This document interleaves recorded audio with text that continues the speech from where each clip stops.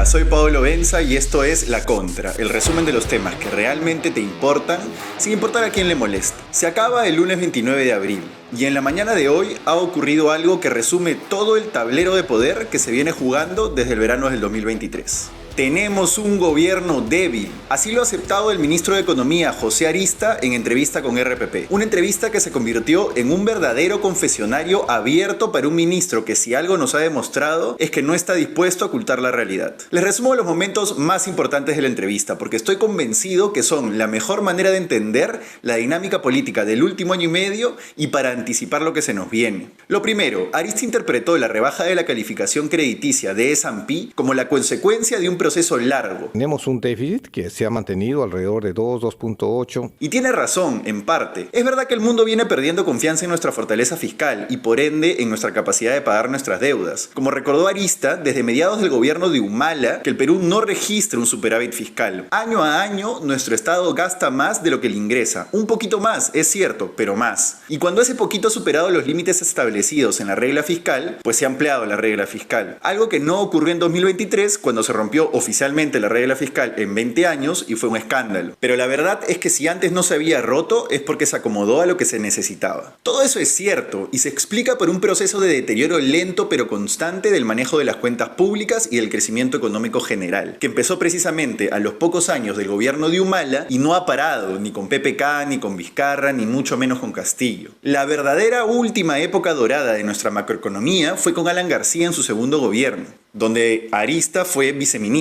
Pero cuando Arista dice eso, se olvida que es el gobierno de Boluarte y específicamente su antecesor en el MEF, Alex Contreras, el que hizo de la cartera de Economía casi una mesa de partes. Un ministerio donde le ponían sello a toda iniciativa de gasto que llegara de alguien con un mínimo de poder. Y ahí viene lo siguiente que dijo Arista. Ante la pregunta de si consideraba que formaba parte de un gobierno débil, Arista se sinceró. En el caso, este gobierno no ha detenido esa rebaja y no ha podido hacerla contracorriente. No ha podido, pero tampoco tiene espacio para eso, ¿no? ¿Por qué? Porque no tiene ni siquiera un congresista del partido que está en el Congreso. Entonces no tiene el balance, la fuerza suficiente para generar un balance en la parte política, ¿no? Es un gobierno débil. Definitivamente.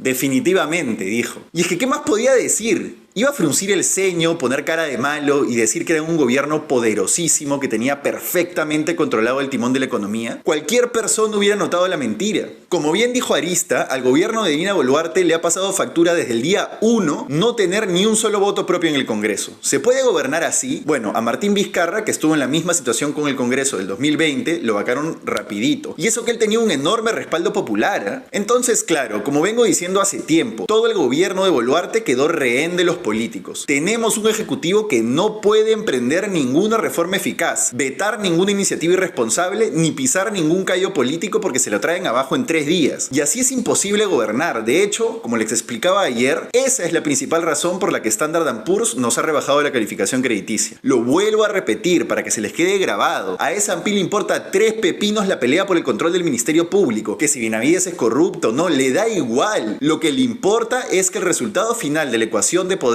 termine con un gobierno poderoso que sea capaz de sostener sus cuentas mediante decisiones difíciles. Y el gobierno actual no tiene ningún poder. De hecho, si se fijan, para el Congreso ha sido mucho más difícil doblegar el poder del progresismo en la Fiscalía que al Ejecutivo mismo, lo cual ya te dice bastante. Luego Arista ha aceptado abiertamente, aunque maquillándolo como una entre 3 posibilidades, que la presión política de Rafael López Aliaga fue una de las razones que propiciaron la salida de Carlos Oliva del Consejo Fiscal. ¿Pidió o fue determinante para la salida de Carlos Oliva del Consejo Fiscal?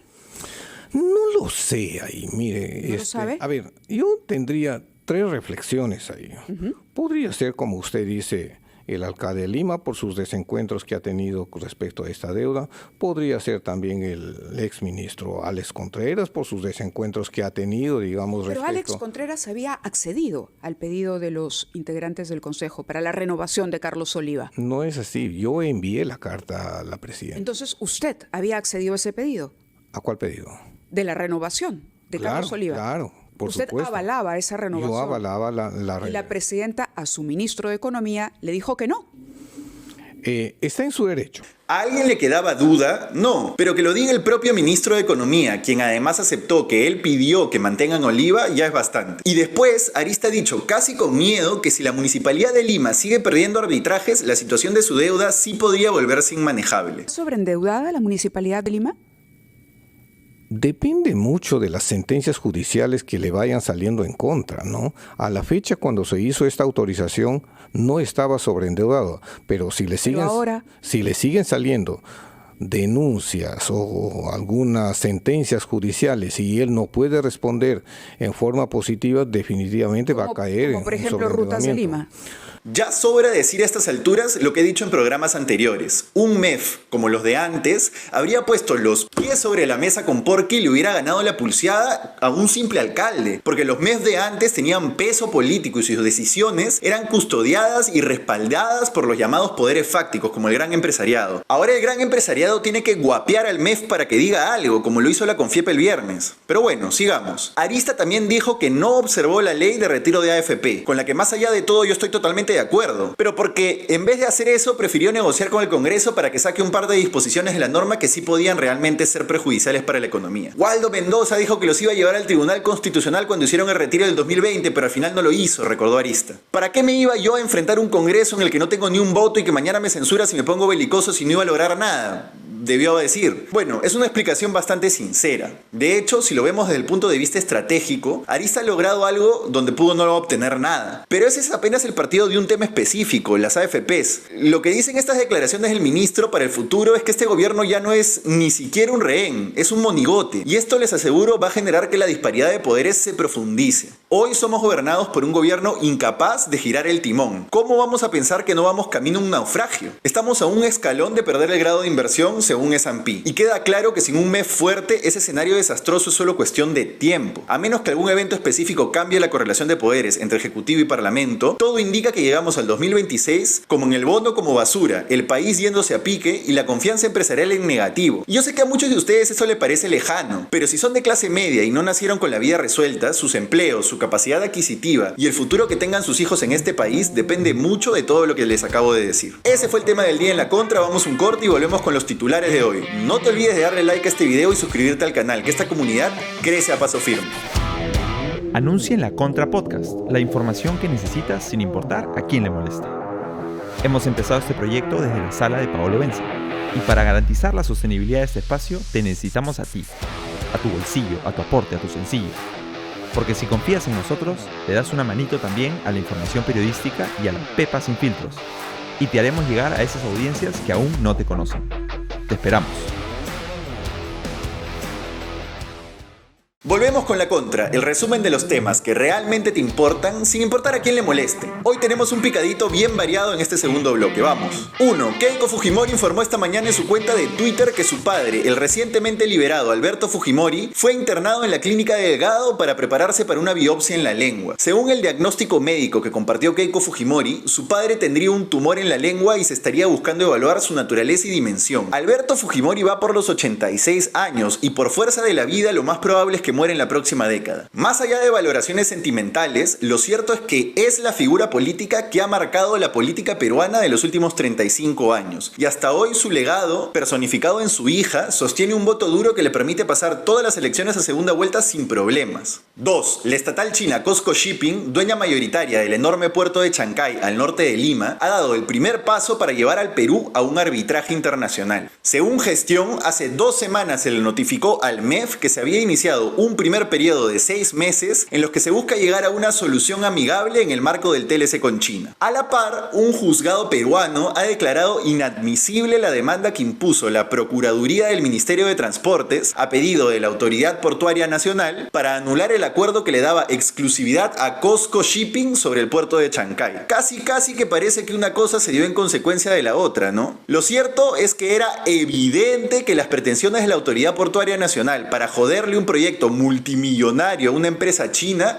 iban a terminar topándose con la realidad. ¿Cuál es esa realidad? Una pared. China tiene ya demasiado poder sobre el Perú, es dueño de todo el sistema de distribución eléctrica de Lima, es nuestro principal socio comercial, nos compra más cobre que nadie y cada vez extiende más su influencia en nuestro país. ¿Le iban a arruinar la inauguración a Xi Jinping en APEC del puerto de Chancay por unos cuantos papelitos burocráticos? Jamás, pues. Y además, como ya saben nuestros empresarios textileros, los chinos son especialistas en presionar no tan casualmente con distintos tipos de medidas. Como reveló hace un año el ex ministro de Comercio Exterior, Juan Carlos Matius, cuando se abrió una investigación en Indecopi para decidir si se le aumentaban los aranceles a las importaciones de textiles chinos, cuyo precio baja mientras el de su materia prima sube, rarísimo, los chinos de pronto pusieron extrañas restricciones fitosanitarias a los productos marinos que les exportamos. Cuando el gobierno finalmente decidió no aumentar los aranceles, las quitaron. Qué coincidencia, ¿no? 3. Punto final, revela el acuerdo de la mesa directiva del Congreso para aumentar el monto que se les paga a los otorongos por función congresal hasta 11.000 soles mensuales. Ojo, por favor, no confundir. Esto no es el sueldo de un congresista, que en bruto es de 15.000 soles, sino, repito, por función congresal. Van a pasar de 7.600 soles a 11.000 soles mensuales. ¿Qué es la función congresal? Da igual, porque en realidad es una excusa inventada por los propios congresistas para pagarse más dinero sin decir que se están aumentando el sueldo. Desde hace años que encuentran bonos, asignaciones por representación, viáticos, etc., por los cuales embolsarse casi 25.000 soles mensuales brutos. Brutos los ingresos, digo, que después hay descuentos por ley. El aumento total nos costará casi 6 millones de soles anuales al erario público. Comparativamente es bien poquito.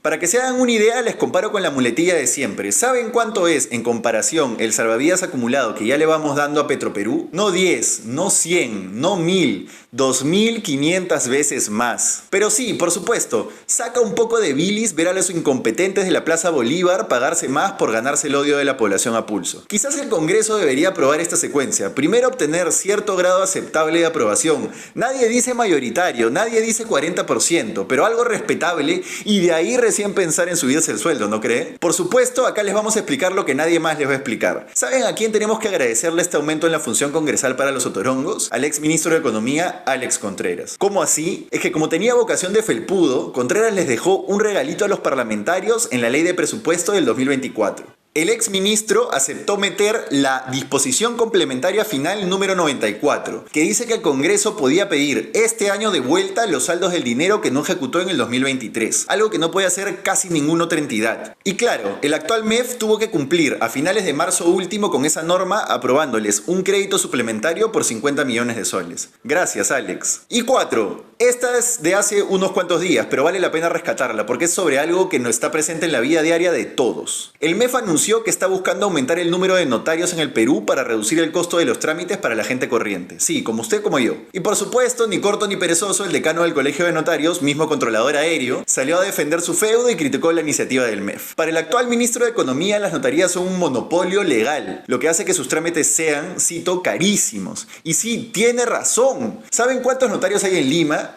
Que tiene 10 millones de habitantes, 138. Vuelve a escuchar, 138.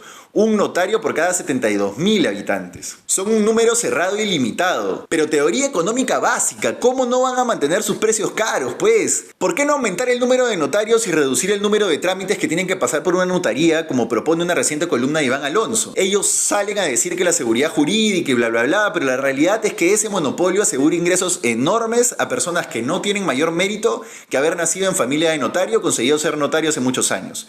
Marisol Perestello, por ejemplo. ¿Alguien le pregunta a los chicos de Lo Justo qué opinan sobre este monopolio legal? Y 5. Este es un datito que nos manda un seguidor después de escuchar nuestro tema del día del jueves, una exclusiva de La Contra, sobre la creación de una decena de universidades públicas este verano en el Congreso. ¿Sabían que la Universidad Nacional Federico Villarreal viene perdiendo alumnos y que ahora su matrícula de pregrado está alrededor de los 13.500 apenas? Bueno, este año tiene un presupuesto modificado de 300 millones de soles. Un cálculo grueso da que el Estado invierte allí 2.200 soles por alumno por mes. Una situación similar, nos dice nuestra fuente, una persona experta en temas universitarios, se da en muchas otras universidades públicas. Nos preguntamos entonces juntos, ¿por qué no darle la posibilidad a un futuro alumno de elegir si quiere estudiar en la Villarreal con esos mismos 2.200 soles que el Estado le da, o que lo beque en universidades cuyas pensiones intermedias o bajas sean de esa línea? Estamos hablando de, por ejemplo, la UPC, la U de Lima o la Científica del Sur. ¿Dónde preferirían estudiar ustedes? Pueden llamarle a eso voucher o beca, lo que quieran, pero sería, creo, lo justo, ¿no? Vamos a un último corte y volvemos con una pequeña fumadita sobre la democracia internacional, que ya hace falta. No te olvides de pasar la voz sobre este podcast. El boca a boca es nuestra mejor publicidad y la única que podemos pagar por ahora, claro.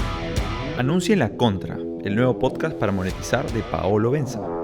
Ya somos una comunidad de más de 50.000 personas que siguen nuestras pepas día a día, que está creciendo en TikTok y hoy necesita de tu apoyo en esta comunidad de YouTube. Llámanos, contáctanos, escríbenos, que te estaremos esperando.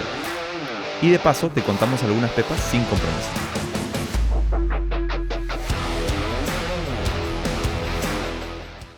Volvemos con La Contra, el resumen de los temas que realmente te importan sin importar a quién le moleste. Quiero cerrar este lunes con un tema mucho más de largo aliento. Si quieren llamarlo una fumada, no me voy a quejar. ¿Sabían que el 71% de la población mundial vive bajo regímenes autocráticos? Solo el 29% restante vive en democracias, sean estas perfectas o imperfectas. ¿Y sabían que esta proporción ha variado considerablemente a favor de las autocracias respecto al 2003, cuando la mitad exacta de la población mundial vivía en democracia? Les estoy leyendo cifras del último reporte del Videm Institute de la Universidad de Gothenburg en Suecia, que ha desarrollado un método muy fino para catalogar los regímenes de gobierno alrededor del mundo, desde democracias plenas, pasando por democracias electorales y zonas grises, hasta autocracias cerradas. Pueden escribirme por interno para pasarles el reporte completo, es realmente muy interesante.